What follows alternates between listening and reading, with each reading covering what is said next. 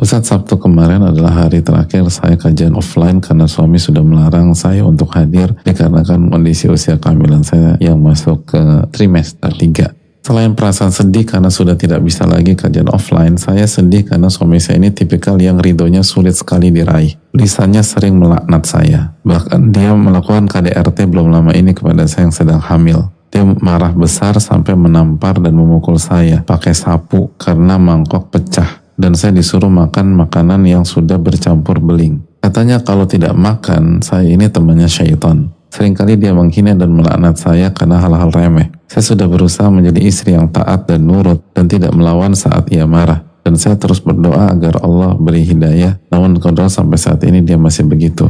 Belum lagi hinaan dia, katanya saya makan mulu saat hamil. Dan jatah makanan itu ditakar di rumah. Akhirnya 2 bulan ini, bidan bilang kalau janin saya kurang beratnya. Alhamdulillah saya jualan online dan hasilnya bisa saya belikan susu dan makan untuk janin saya.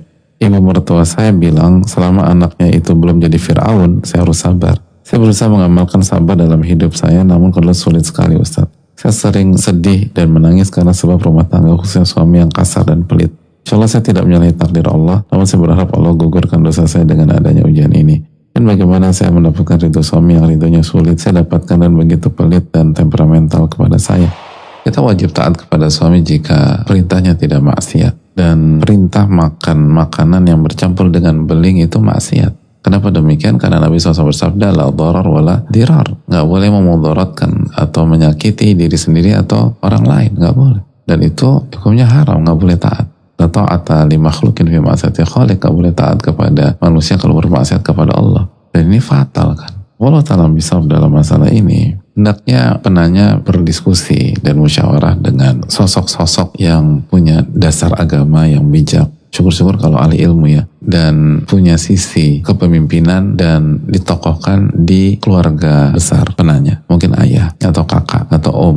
Intinya yang laki-laki khususnya. Bicarakan masalah ini. Karena kalau udah sampai dipukul pakai sapu lalu disuruh makan makanan yang bercampur dengan beling, ini udah sangat serius. Ini menyangkut keselamatan dan nyawa kan. Jadi coba diskusikan dengan sosok-sosok demikian dan khususnya laki-laki di keluarga besar kita yang bijak, yang ngerti kita dan punya pengalaman hidup sehingga bisa mengislah, bisa mendudukan. Karena solusinya belum tentu cerai juga. Kan bisa jadi dinasihati, didudukkan, dikasih warning dan seterusnya. Tapi intinya Allah Ta'ala jangan hadapi ini sendiri. Dalam kasus seperti ini, seperti KDRT, keluarga istri harus terlibat. Secara khusus adalah laki-laki. Karena untuk menjaga wanita. Dan penanya sampaikan bahwa beliau hadir di Sabtu malam kemarin. Dan kita ingatkan bahwa kemarin kita belajar bahwa sabar itu bukan pasif. Sabar itu bukan terima apapun. Sabar itu bukan berdiam diri. Sabar itu adalah sesuai dengan perintah dan larangan Allah. Dan Allah larang kita melakukan tindakan menyakiti atau membahayakan diri. Dan juga dilarang bersama orang-orang yang bisa membuat hal-hal tersebut terjadi. Menyakiti diri dan membahayakan diri. Dan membahayakan jiwa dan seterusnya. Jadi parameter sabar itu bukan Fir'aun. Parameter sabar adalah sesuai dengan tuntunan dan perintah Allah Subhanahu wa Ta'ala. Dan semoga Allah memberikan taufik kepada kita semua dan memberikan taufik bagi penanya dan tidak mengganggu proses kehamilan dan kelahiran dan semoga mendapatkan anak yang soleh. Amin ya rabbal alamin.